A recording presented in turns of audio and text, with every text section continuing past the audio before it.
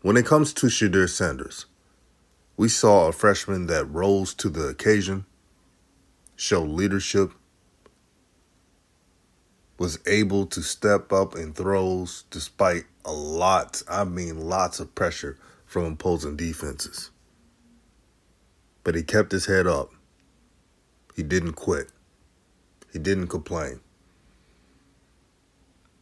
But there are some things that he could work on this offseason that will be beneficial to him and his team.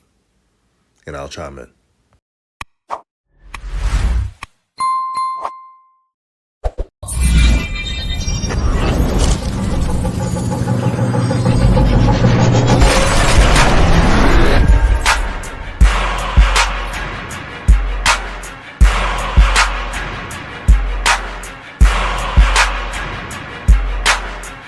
What's good, everyone? This is RawTruth Media, giving you the raw content that you deservedly need. Peace and blessings, peace and love to everyone that's listening. Make sure to like and share this video. So today's topic is, what does Shedeur Sanders have to work on this offseason to have an even better 2022? Well, I got some ideas. First off, more strength. I repeat, more strength. Now, I know what people are going to tell me. Well, DJ, Shedeur gained some muscle last year. It was 210 pounds. But I'm here to tell you, since the offensive line, it's improved, but you don't know what it's going to look like next season. So just to be on the safe side, I would like to see Shedeur add 10 more pounds of muscle, especially in the upper body area, which is a good place for quarterbacks to gain strength. You can shrug off tackles. It keeps your balance centered when you're about to throw the football. And it benefits to extend drives. Number 2, ball security. How many times have we seen Shedeur?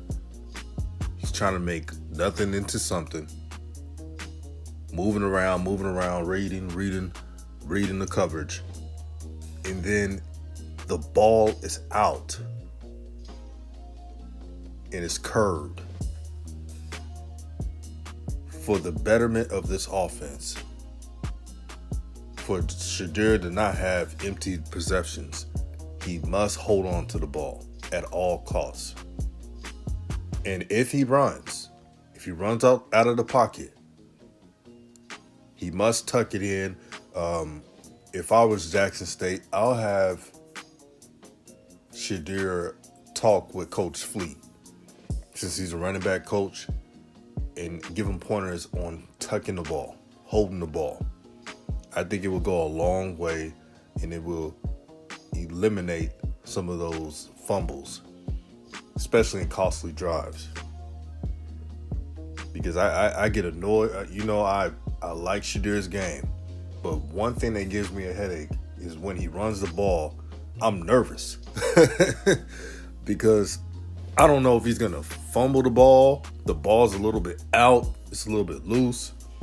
To all my coaches who are listening, and to those who have coached running backs before, what have they have always taught you growing up playing football? If the elbow is out, the ball will be out. It's really that simple.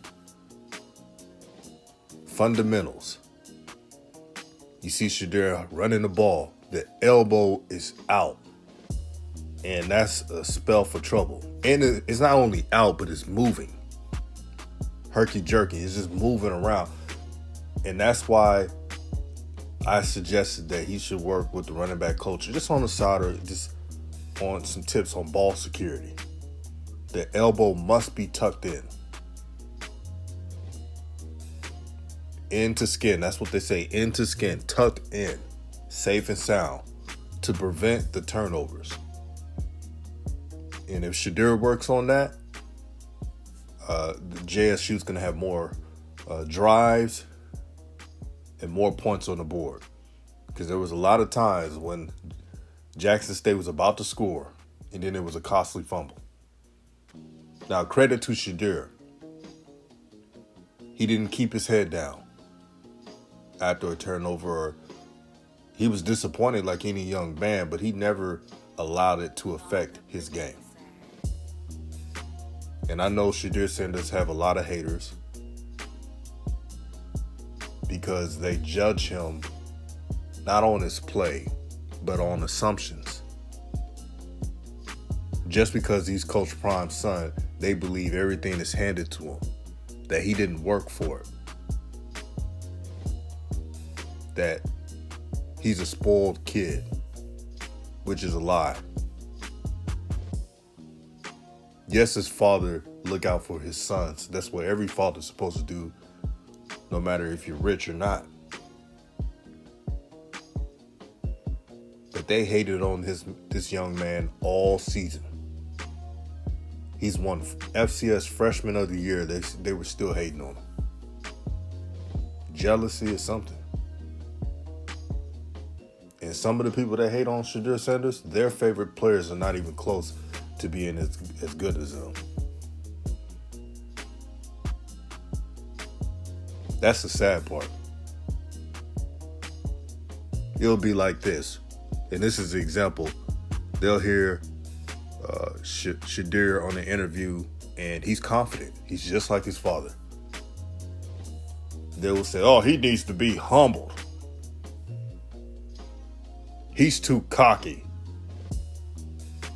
Everyone's cocky playing football, sports in general. If you could back it up, and he has backed it up, you can boast when you have that game. But what they forget is he was a freshman. And people was giving him 4-year starter expectations. I judged him as a freshman, and he's exceeded my expectations. But let me digress. Lastly, Shedeur has to analyze the type of teammates he has. If he doesn't have the proper protection in the game, you can't be looking for deep shots all the time. Now, that goes with the offensive coordinator as well. If Jackson State is playing against, let me think of a team, Campbell, and Campbell's probably the most talented team on their schedule. Not probably, they are. They're very talented. Shout out to Mike Mentor. And Campbell plays in a tough division in the FCS. They're battle tested. Let's say they're playing against them. Let's say that Campbell is getting through the backfield like nonstop. Even though Jackson State, I believe their offensive line will be improved, but sometimes you'll play teams that have a lot of talent. So if that happens, Shedeur has to understand there's an eternal clock. I can't keep taking deep shot fade routes or deep posts. I don't even have the time. So he has to think about that and switch it up. And again, I point out, that's both offensive coordinator and quarterback to make adjustments. I want to see more adjustments next season. Because what I saw last season is there's limited protection, but they were just waiting to just fade one out all the time. And sometimes it doesn't happen like that. So he has to know his personnel more, but I think he will because he's getting older. And that will be rectified. But in conclusion, Shedeur Sanders is going to have a breakout year. He trains with Tom Brady. He trains with top-notch quarterback coaches. His football IQ is off the charts. And it's just the beginning. Jackson State fans, you have a lot to be proud of and excited for. Like I always tell you guys, let no one take your joy. Let no one take your joy, because this is important. Jackson State being good is great for the SWAC. great for HBCUs. Grambling State being great is good as well as FAMU. You need your blue bloods of all HBCUs to be dominant. In North Carolina A&T, we need them to be dominant too. I know a lot of people are mad because they went to a PWI conference. I get that. But they're still family. They're still a HBCU. And even though we may disagree on some of their methods of doing that, I'm going to be rooting on North Carolina A&T to defeat North Dakota State. Now, some people in the comment section are going to say there's no way in chance and make fun of that team. I'm not going to do it. I know it's going to be a tough game for them. But I believe in the coaching there. I believe in the brothers at that school, that they'll play hard. This is RawTruth Media, give you the raw content that you deservedly need. Before I go, I want to say shout out to all the content creators who are putting out this knowledge out here for the family. Shout out to the CFL podcast, Tomorrow Leader Sports Network, one of the most humble brothers out there. Coach Simmons, another humble brother.